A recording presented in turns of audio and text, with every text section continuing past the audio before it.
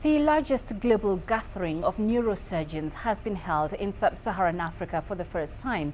The 18th World Congress of Neurosurgery took place in Cape Town, South Africa. The conference also gave African medical professionals a platform to learn and exchange ideas. CGTN's Julie Shire has more. Poverty and a lack of medical resources continue to pose a challenge to healthcare provisions on the African continent. According to the World Health Organization, Africa accounts for 15% of the global volume of neurosurgical cases, but has only 1% of the world's population of neurosurgeons.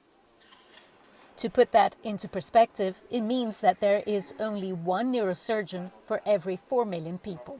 The absence of neurosurgeons means that conditions such as brain tumors, traumatic injuries and other neurological disorders often go untreated, resulting many times in deaths.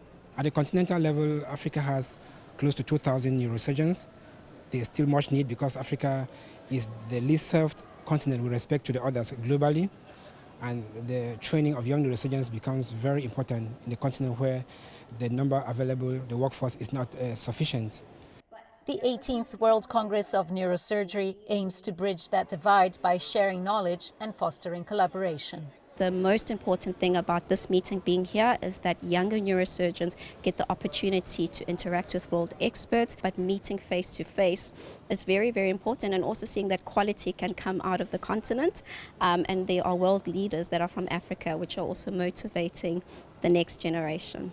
The World Federation of Neurosurgical Societies aims to build a sustainable future for neurosurgery in Africa. This is now over 25 years ago. The World Federation itself has focused purposefully, deliberately on increasing the number of neurosurgeons in particularly the sub-Saharan Africa. The northern part of Africa and the southern Africa are okay, but the sub-Saharan African countries weren't doing well.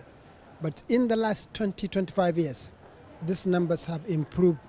But change is slowly happening. Dr. Mahmoud Kerenchi has helped train hundreds of new neurosurgeons in Kenya.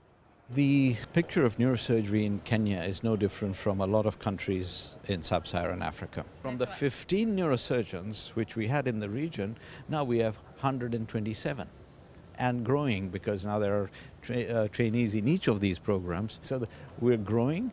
Not only are the numbers growing, it's their capacity and their level of competence. The scarcity of neurosurgeons in Africa is not merely a statistic, it is a critical challenge that has far-reaching consequences on the well-being of many. Specialist suppliers, researchers and clinicians are joining hands to try and change that. Julie Shire, CGTN, Cape Town, South Africa.